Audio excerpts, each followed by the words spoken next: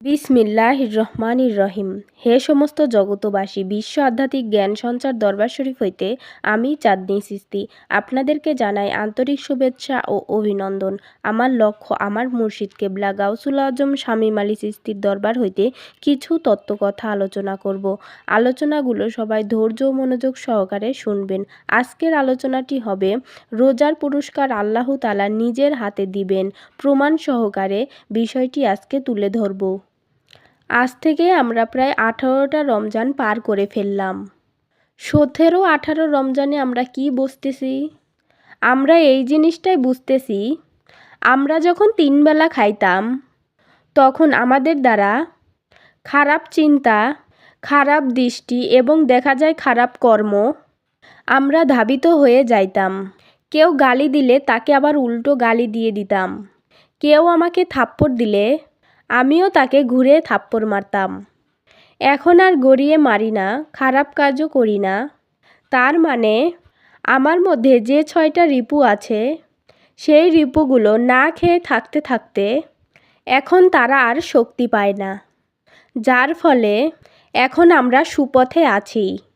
সুন্দর ব্যবহার, অসুস্থর সেবা, টাইম আল্লাহ তাআলার সাধনা, এই যে আমরা আল্লাহর 17-18টা রমজান পার করে আসলাম, এখন বোঝা যাচ্ছে অবশ্যই রোজা রাখার যে বিষয়, নামাজে ডোবা যাইতো না, এখন রমজান মাসে রোজা রেখে এখন নামাজে ডোবা যায়।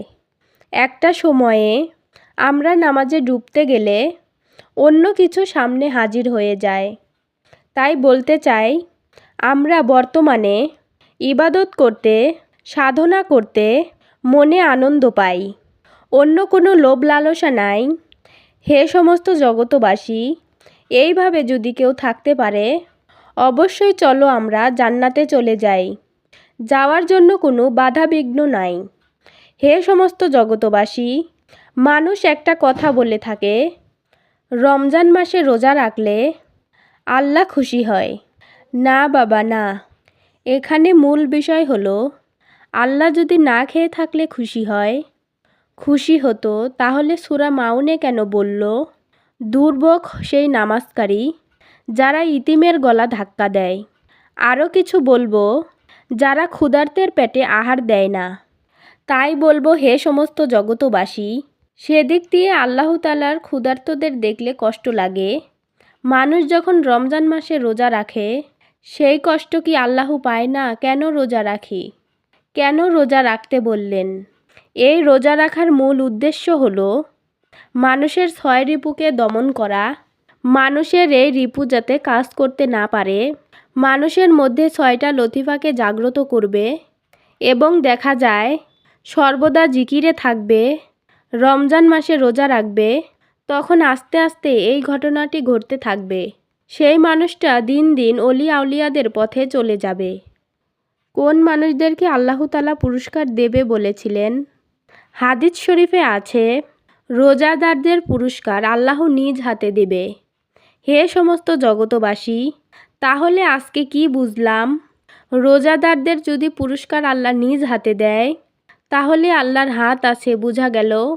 হাত যেহেতু আছে তাহলে মুখমণ্ডলও আছে, শরীর আছে, পা আছে, তাহলে আল্লাহকে নিরাকার কেন বলা হলো?